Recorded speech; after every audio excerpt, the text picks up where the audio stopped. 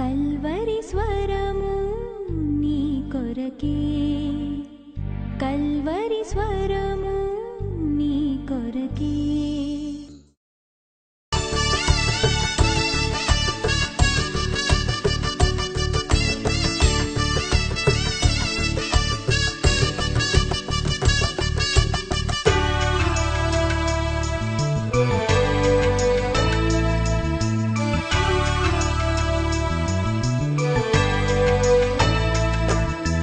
రమ్యమైనది నీ మందిరము, సౌందర్యమైనది నీ ఆలయము.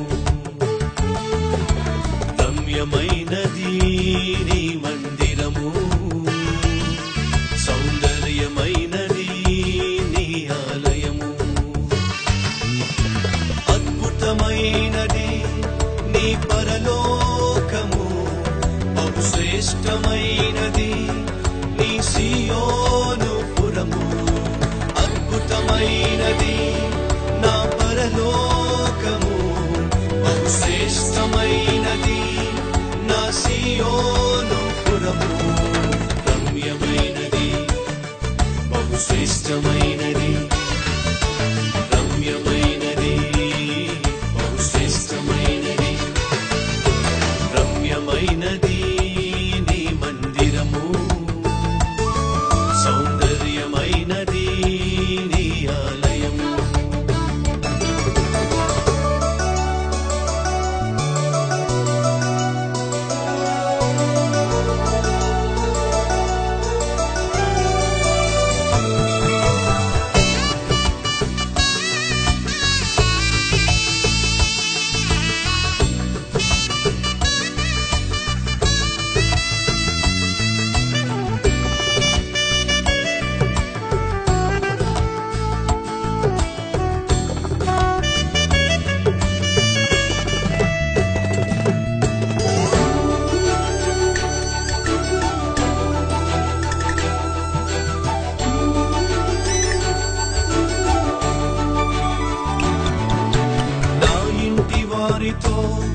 నీ సన్నిధిని చేరెదన్, నా పూర్ణ హృదయముతో నే నిన్ను సేవింతును. నా ఇంటి వారితో నీ సన్నిధిని చేరెదన్, నా పూర్ణ హృదయముతో నే నిన్ను సేవింతును.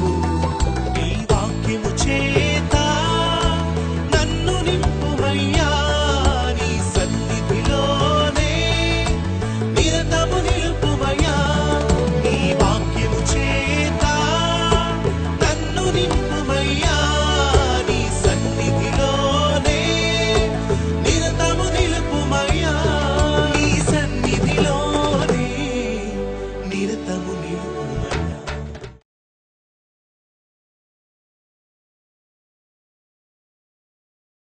అతని సహోదరులు షెకెములో తమ తండ్రి మందను మేపుటకు వెళ్ళిరి. ఎక్కడికి వెళ్ళారంటే వీళ్ళు? ఎక్కడికండి? షెకెము అనే ప్రాంతానికి వెళ్ళారట. దేనికోసం వెళ్ళారట? మందను మేపడానికి వెళ్ళారట. ఎవరెవరు వెళ్ళారట? యోసేపు యొక్క అన్నలందరూ వెళ్ళారట. ఎక్కడికి వెళ్ళారట? షెకెము అనే ప్రాంతానికి వెళ్ళారట. జాగ్రత్తగా వినాలి. హెబ్రోనుకు షెకెము ఇంచుమించు 50 మైళ్ళు, అనగా ఇంచుమించు 80-90 కిలోమీటర్లు. చాలా దూరం వెళ్ళిపోయారు. దేనికి అంత దూరం వెళ్ళారు వాళ్ళు? హెబ్రోను దగ్గరలో పచ్చికలు లేవా? హెబ్రోను దగ్గరలో మందలను మేపడానికి గడ్డి లేదా? కావలసినంత గడ్డి అక్కడ ఉంది. కానీ ఎందుకని షెకెముకు వెళ్ళారు వీళ్ళు? ఎందుకు అంత దూరం వెళ్ళారు వీళ్ళు? జాగ్రత్తగా గమనిస్తే తెలిసే సత్యమేంటి తెలుసా? 30వ అధ్యాయంలో మనం చూస్తే తెలుస్తుంది. ఏమిటి? షెకెము పాపముతో నిండిపోయిన ప్రాంతము, పాపిష్టి మనుషులతో నిండిపోయిన ప్రాంతము. అదే షెకెమునకే కదా యాకోబు కుమార్తె అయిన దీనా వెళ్ళింది. అదే ప్రాంతానికే కదా దీనా వెళితే అక్కడ ఆమె పాడు చేయబడింది. అదే ప్రాంతపు ప్రజలే కదా, లేక అక్కడున్న అబ్బాయే కదా యాకోబు కుమార్తెను పాడు చేసింది. అనగా చూడ్డానికి వెళ్తేనే ఆ రోజు అమ్మాయిలకు భద్రతే లేదండి. చూడ్డానికి వెళ్ళిన అమ్మాయినే పాడు చేసేటటువంటి దౌర్భాగ్యమైన మనుషులు ఆ ప్రాంతంలో నివసిస్తున్నారండి. వ్యభిచారానికి హద్దు లేదు. ఎటువంటి నీచమైన కార్యాలైనా చేయడానికి తెగింపు కలిగిన ప్రాంతం అది. ఎందుకని ఈ రూబేను అక్కడికి వెళ్ళే ప్రయత్నం చేశాడు? ఎందుకని రూబేను గారు, యూదా గారు తదితరులందరూ కలిసి షెకెము దగ్గరకు వెళ్ళారు?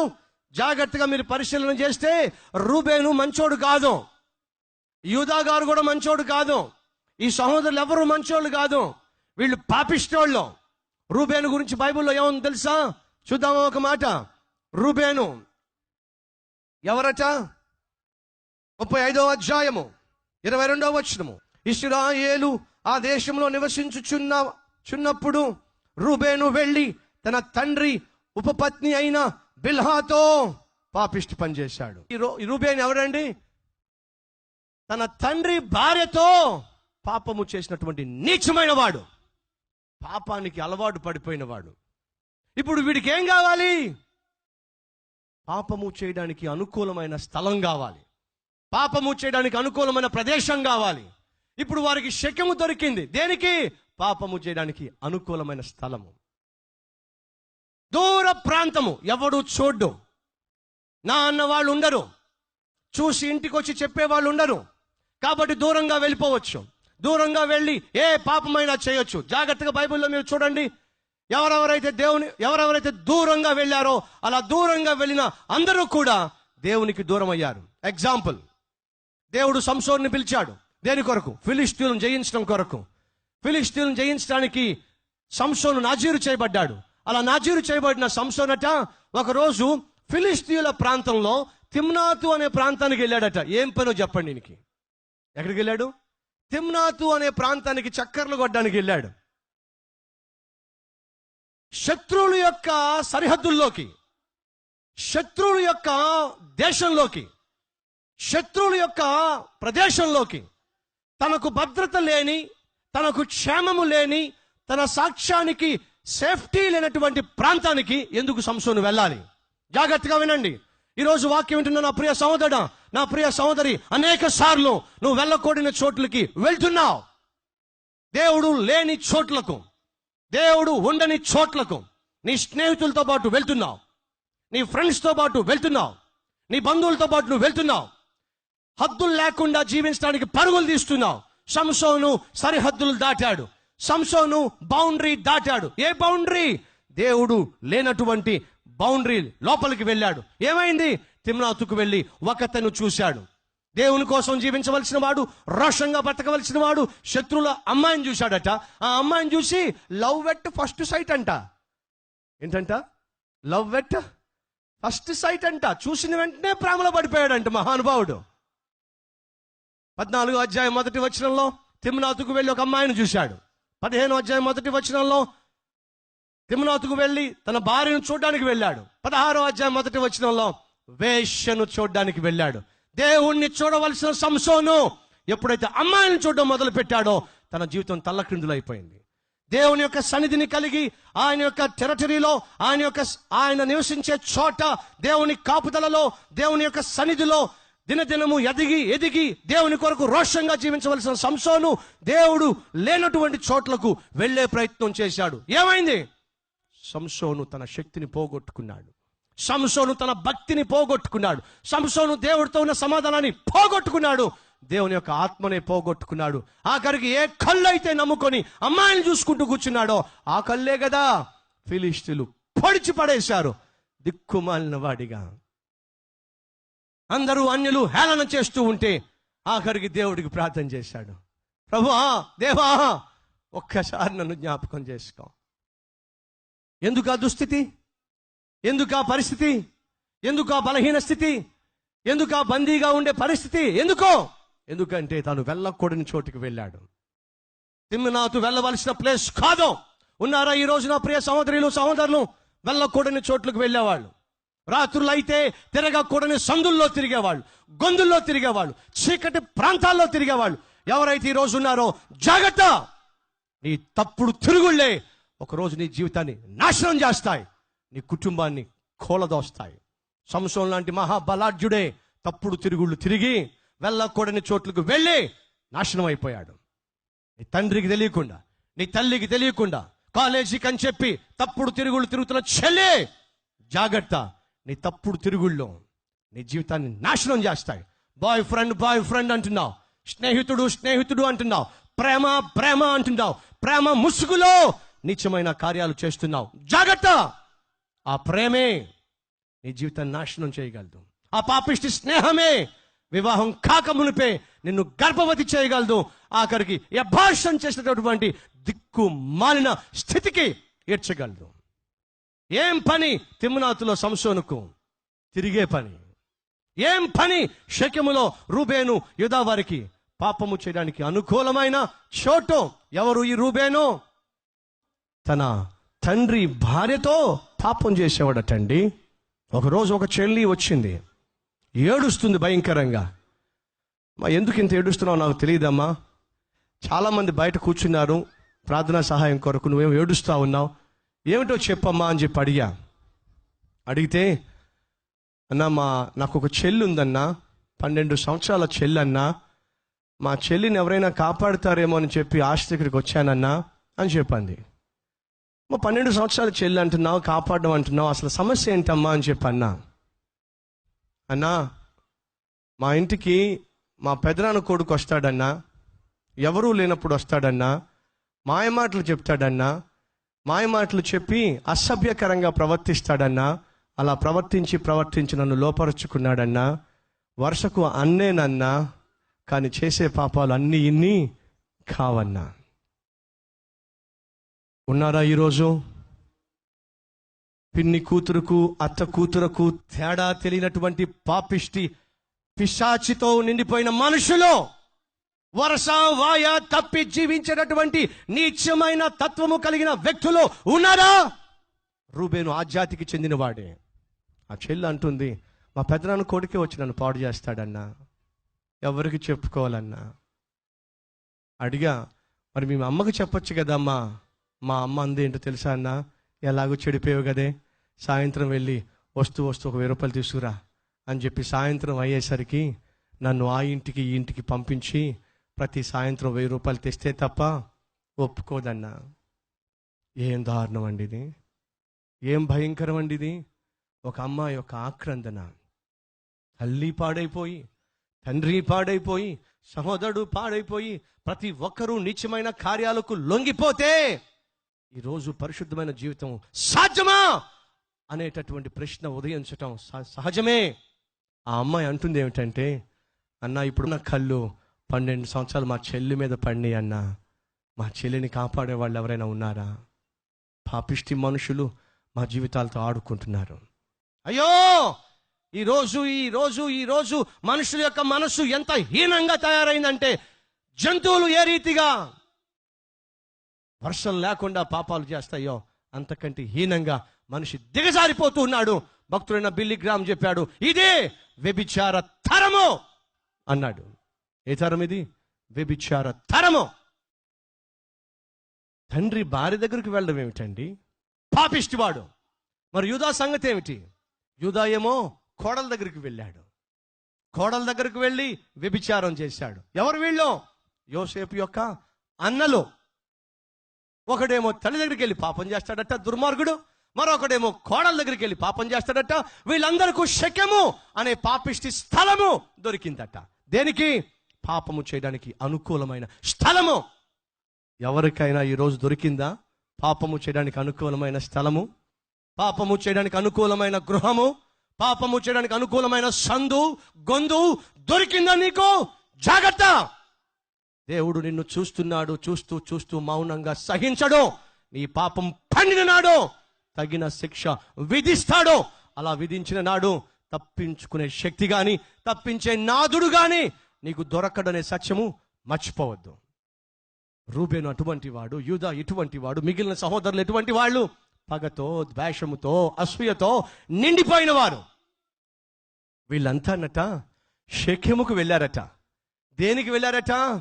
పాపము చేయడానికి అనుకూలంగా ఉంటుందని చెప్పి వెళ్ళారట. చాలా మంది తమ్ముళ్ళు, చాలా మంది చెల్లెళ్ళు ఇంటి దగ్గర నుంచి కాలేజీకి వెళ్ళడానికి ఇష్టపట్టల్లా. ఎందుకని? స్వేచ్ఛ ఉంటల్లా. సాయంత్రం అయ్యేసరికి నాన్న అడుగుతున్నాడు, ఎందుకు ఆలస్యంగా వస్తున్నావురా? సాయంత్రం అయ్యేసరికి అమ్మను అడుగుతుంది, ఎందుకు ఇంత ఆలస్యంగా వస్తున్నావమ్మా? అడగకూడదు. ఎందుకు ఆలస్యంగా వస్తున్నావు అడగకూడదు. పొరపాటున ఏ అబ్బాయి అయినా బైక్ మీద దింపితే ఎవడే వాడు, ఎందుకు వచ్చి నేను దింపుతున్నాను ఇక్కడ, అడగకూడదు. ఎందుకని? స్వేచ్ఛ. ఏమ్మా నేను చిన్నపిల్లనా, నాకు ఆ మాత్రం స్వేచ్ఛ లేదా, ఆ మాత్రం తిరగకూడదా, హక్కు లేదా ప్రశ్నించేటటువంటి పాపిష్టి పిల్లలు ఎంతమంది లేరు? ఇంటి దగ్గర ఉంటే అస్తమానం అడుగుతున్నారని చెప్పి ఈరోజు ఎంతో మంది చెల్లెళ్ళు, ఎంతోమంది తమ్ముళ్ళు ఏం కోరుకుంటున్నారో, స్వేచ్ఛను కోరుకొని ఇంటికి దూరంగా వెళ్ళాలని ఆశపట్టలేదా? సహోదరుడా, సహోదరి, మీ ఊరు ఏ ఊరు, నీది ఏ ఊరు, నీది ఏ ప్రాంతం, ఎందుకని విజయవాడ వచ్చావు? దూరంగా ఉండడానికి కాదు. ఎందుకు విజయవాడ చదువుకోవాలని ఆశపడుతున్నావు? ఇంటి వాళ్ళకి దూరంగా ఉండడానికి కాదు. ఎందుకు దూరాన్ని కోరుకుంటున్నావు? నేను వేసే వేషాలు మా ఇంట్లో తెలియకుండా ఉండడానికి కాదు. షెకెముకు వెళ్ళారు. ఇంచుమించు 80-90 కిలోమీటర్ల దూరం వెళ్ళిపోయారు. దేనికి? పాపిష్టి పనులు చేయడానికి అనుకూలంగా ఉంటుందని చెప్పి. అటువంటి సహోదరులు షెకెమునకు వెళ్ళిపోయారు. అసలైన విషయానికి వస్తున్నా, యాకోబు యోసేపును పిలిచాడు.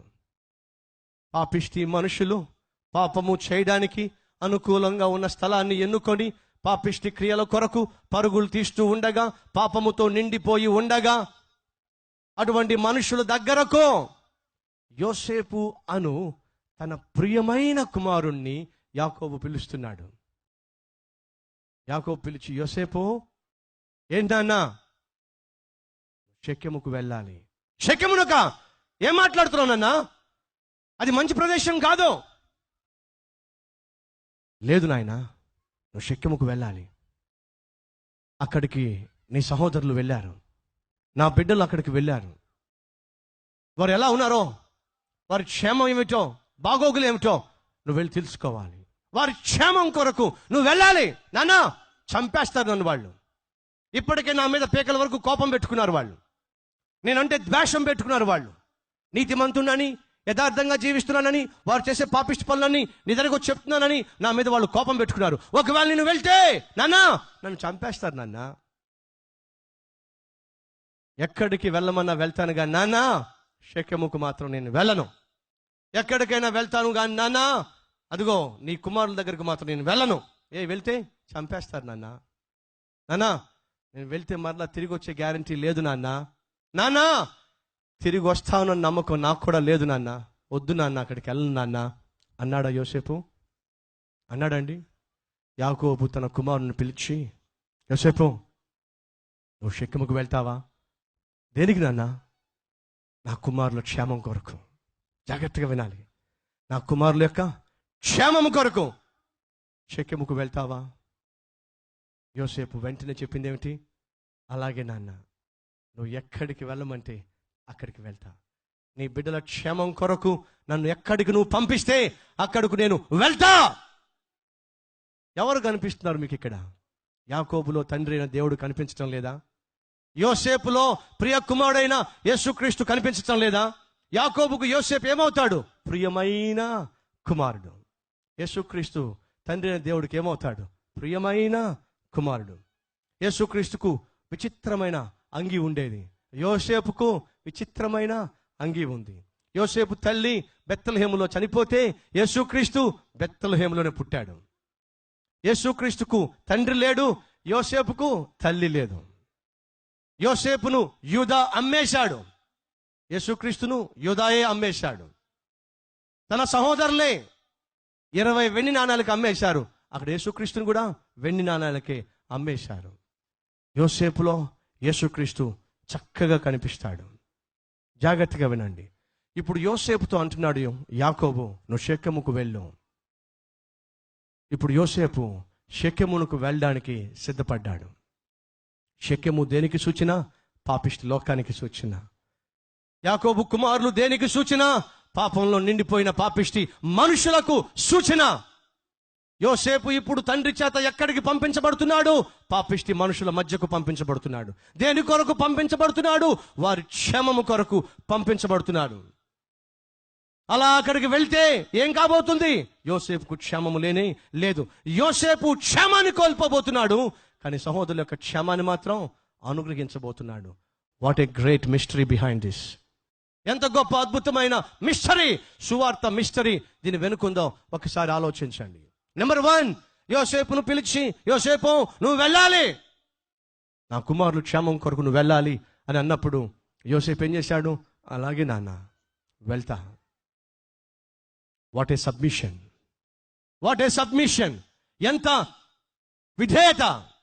తండ్రి అయిన దేవుడు తన ప్రియ కుమారుని యేసుక్రీస్తును చూసి, అయ్యా పాపిష్టి మనుషులు నశించిపోతున్నారు, నాకు చాలా దూరంగా వెళ్ళిపోయాను, వారి క్షేమం కొరకు నిన్ను పంపించాలనుకుంటున్నాను, వెళ్తావా? ప్రభువైన యేసుక్రీస్తు తండ్రి చిత్తానికి సంపూర్ణంగా లోబడ్డాడు. వెళ్తాను నాయన. తండ్రితో ఉండే భాగ్యాన్ని విడిచిపెట్టడానికి యోసేపు సిద్ధపడ్డాడు. తండ్రితో ఉండే భాగ్యాన్ని విడిచిపెట్టడానికి, దేవునితో సమానంగా ఉండే భాగ్యాన్ని విడిచిపెట్టడానికి యేసుక్రీస్తు సిద్ధపడ్డాడు. బైబిల్ సెలవిస్తా ఉంది, ఆయన దేవుడితో సమానంగా ఉండే భాగ్యాన్ని విడిచిపెట్టకూడని భాగ్యముగా ఎంచుకొనక నీ కొరకు నా కొరకు దాసుని స్వరూపము ధరించి తనను తాను రిక్తునిగా చేసుకొని ఈ లోకంలో జన్మించాడా లేదా? నెంబర్ 2, యోసేపు హెబ్రోన్లో ఉన్నాడు. క్షేమకరమైన స్థలము. షెకెము క్షేమము లేని స్థలము. క్షేమకరమైన కంఫర్టబుల్ ప్లేస్ నుంచి కంఫర్ట్ లేని, సేఫ్టీ లేని ప్లేస్కి యోసేపు ప్రయాణం అవుతున్నాడు. యేసుక్రీస్తు కూడా 2000 సంవత్సరాల క్రితము క్షేమంగా ఉండే, నిత్యము దేవదూతల చేత పొగడబడుతూ, స్తుతించబడుతూ, కీర్తించబడుతూ ఉండే ఆ యేసు ఆ పరలోకాన్ని విడిచిపెట్టి ఈ పాపిష్టి భూలోకానికి యేసుక్రీస్తు రాలేదా? ఎందుకు వచ్చాడు? నీ క్షేమం కొరకు, నా క్షేమం కొరకు. ఎందుకు కొరకు పంపించబడ్డాడు? తండ్రి చేత మన క్షేమము కొరకు పంపించబడ్డాడు. రైట్. ఎప్పుడైతే యోసేపు తాను షెకెముకు వచ్చాడో, షెకెములో సహోదరులను కనుగొన్నాడా? అక్కడ వాళ్ళు ఉన్నారా? లేరండి. యోసేపుకు అక్కడ అనుకున్నది జరగల. ఎక్స్పెక్ట్ చేసినట్టుగా తన సహోదరులు అక్కడ లేరు. మరి ఎక్కడికి పోయారు? ఇంకా దూరంగా వెళ్ళిపోయారు. యోసేపు పట్టుదల గలవాడు. నా తండ్రి ఏ పని మీద ఇక్కడికి పంపించాడో దాన్ని సంపూర్తి చేయకుండా మాత్రం నేను వెనక్కి తిరిగి వెళ్ళను. అక్కడ ఉన్న వాళ్ళని అడిగాడు, ఏమని? అయ్యా, ఇక్కడ కొంతమంది సహోదరులు, నా సహోదరులు ఉండాలి. ఏరి వాళ్ళు? అప్పుడు వాళ్ళు చెప్పారు, ఇంతకుముందు ఇక్కడ ఉండేవాళ్ళు కానీ ఇక్కడి నుంచి దూరంగా వెళ్ళిపోయారు. ఏముందో చూద్దాం రండి. 17వ వచనము. అందుకు ఆ మనుష్యుడు, ఇక్కడి నుండి వారు సాగి వెళ్ళిరి, వారు దోతానుకు వెళ్ళుదము రండని చెప్పుకుంటూ వింటునని చెప్పాను. అప్పుడు యోసేపు తన సహోదరుల కోసము, ఎవరి కోసం? తన సహోదరుల కోసము వెళ్ళి దోతానులో వారిని కనుగొనెను. అతడు దగ్గరకు రాక మునుపు వారు దూరము నుండి అతనిని చూచి, జాగ్రత్తగా వినండి, ఎక్కడికి వెళ్ళాడు? దోతాన్ అనే ప్రాంతానికి వెళ్ళాడు. యోసేపు షెకెమునకు వెళ్ళాడు. వాతావరణం బాలా. తిరిగి వచ్చేశాడా? తిరిగి రాలా. నా తండ్రి ఏ పని మీద పంపించాడో ఆ పని పూర్తి చేస్తే తప్ప తిరిగి వెళ్ళే ప్రసక్తి లేనే లేదు. యేసుక్రీస్తు లోకానికి వచ్చాడు. పరిస్థితులు బాలా. జన్మించడానికి స్థలం ఇవ్వలా, బోధించడానికి అవకాశం ఇవ్వలా. బోధిస్తున్నప్పుడు దెయ్యాల్లో రాజు అని చెప్పి అన్నారు. దేవుని కుమారునిగా అంగీకరించలా, మెస్సయ్యగా స్వీకరించలా. వ్యతిరేకించారు, విమర్శించారు, హేళన చేశారు, మతి తప్పింది అన్నారు, పిచ్చి పట్టింది అన్నారు. తన సహోదరులే యేసుక్రీస్తును విశ్వసించలా. యోసేపు సహోదరులే యోసేపును విశ్వసించలా. తన వారే తనను విశ్వసించలా. యేసుక్రీస్తు తన వారే తనను నమ్మలా. యేసుక్రీస్తుకు యోసేపుకు చాలా పోలికలు కనిపిస్తూ ఉంటాయి. అయినా విమర్శిస్తున్నారని, తన మాట లెక్క చేయటం లేదని, తనకు వ్యతిరేకంగా తయారవుతున్నారని యేసుక్రీస్తు తన పని సగంలో ముగించి లేక సగంలో ఆపేసి వెళ్ళిపోయాడా? వెళ్ళలేదండి. ఆయన ఒకే ఒక కారణంతో ఈ లోకానికి వచ్చాడు. ఏమిటి ఆ కారణం? నశించిపోయిన దానిని వెదకి రక్షించాలి. నా తండ్రి నాకు ఏ పని ఇచ్చాడో ఆ పనిని సంపూర్ణంగా చేసేంత వరకు యేసుక్రీస్తు నిద్రపోలేదండి. నా తండ్రి చిత్తము చేయుటయే నాకు ఆహారమును ఆనమును అని సెలవిచ్చాడు. అలాగే యేసుక్రీస్తు తన తండ్రి చిత్తాన్ని చేయడానికి తనను తాను అప్పగించుకున్నాడు. జాగ్రత్తగా వినండి. యోసేపు అక్కడికి వెళ్ళాడు, సహోదరులు కనిపించలా అని చెప్పి తిరిగి వెళ్ళిపోలా. ఏమైనా సరే వారి క్షేమాన్ని నేను తెలుసుకోవాలి. మరికొంత దూరం వెళ్ళాడు. వెళ్ళేసరికి అక్కడ ఆ సహోదరులు కనిపించారు. జాగ్రత్తగా వినాలి. సహోదరులు కనిపించిన వెంటనే వారు యోసేపును గుర్తుపట్టారు. దూరము నుండి యోసేపును గుర్తుపట్టారు. ఎలా గుర్తుపట్టగలిగారో చెప్పగలరా ఎవరైనా? ఏమండి? అంగి. ఎస్, దూరము నుండి యోసేపును తన సహోదరులు గుర్తుపట్టగలిగింది దేనివల్ల? తన వస్త్రం వల్ల. దూరము నుంచి ఈ పాపిష్టి మనుషులు ఒక కుర్రవాడిని చూశారండి. చూసి గుర్తుపట్టేశారండి. ఎలా? తాను ధరించిన వస్త్రాన్ని బట్టి వాళ్ళు గుర్తుపట్టగలిగారు. ఏమని? వీడు యోసేపు. సహోదరా, మనం వేసుకునే వస్త్రాలను బట్టి ప్రజలు గుర్తుపట్టగలగాలి వీళ్ళెవరు ఆత్మీయులుగా ఉన్నారు అని చెప్పి, వీళ్ళెవరు నిజమైన క్రైస్తవులుగా ఉన్నారు అని చెప్పి. మన వస్త్రధారణను చూసి ప్రజలు గుర్తుపట్టగలగాలి మనం క్రైస్తవులు అని. మన మాట తీరును చూసి అన్యులు గుర్తుపట్టగలగాలి మనం ఆత్మీయులు అని. మన జీవిత విధానాన్ని చూసి అన్యులు గుర్తుపట్టగలగాలి వీరు యేసుక్రీస్తును వెంబడించేవారని. మీకు తెలుసా అండి, క్రిస్టియన్ అనే పేరు ఎలా వస్తుందో తెలుసా? శిష్యులు యేసులాగా నడుస్తున్నారట, యేసులాగా మాట్లాడుతున్నారట, యేసులాగా జీవిస్తున్నారట, యేసులాగా బోధిస్తున్నారట, యేసులాగా ప్రకటిస్తున్నారట. యేసులాగా వాళ్ళు నడుస్తూ ఉంటే వాళ్ళని చూసి వీళ్ళంతా ఏమిటి ఎంతగా ఉన్నారు, యేసులాగా క్రీస్తులాగా మాట్లాడుతున్నారు, క్రీస్తులాగా బోధిస్తున్నారు, క్రీస్తులాగా ప్రవర్తిస్తున్నారు, క్రీస్తులాగా నడుస్తున్నారు, బహుశా వీళ్ళు క్రైస్తవులేమో.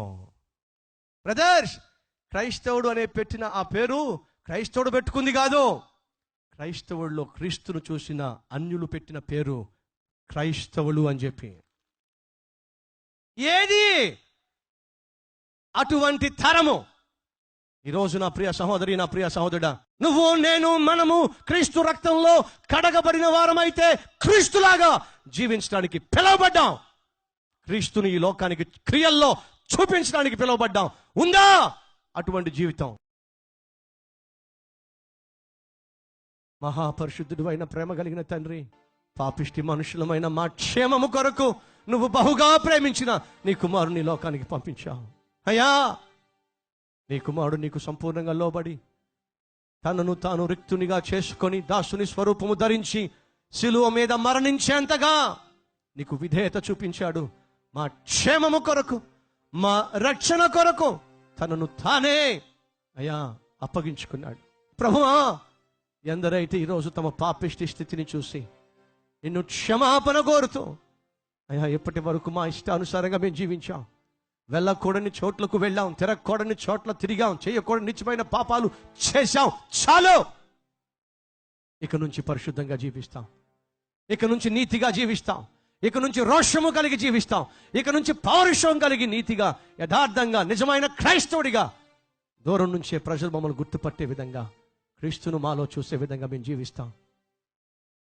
మనం కనికరించు, మమ్మల్ని మార్చు అని ఎందరైతే ఈరోజు కన్నీళ్లతో ప్రాధేయపడుతున్నారో, ప్రార్థన చేస్తున్నారో, వారి ప్రాధేయత అంగీకరించిన ఆయన హృదయ మార్పిడి జరిగించమని నేడే నూతన హృదయాలు వారికి దయచేయమని, జీవించినంత కాలము నాయన నీ కొరకే సజీవ సాక్షులుగా, శిలువ సైనికులుగా, నిజమైన క్రైస్తవులుగా బ్రతికే భాగ్యం ఇవ్వమని యేసు నామములో వేడుకొనుచున్నాము తండ్రి, ఆమేన్.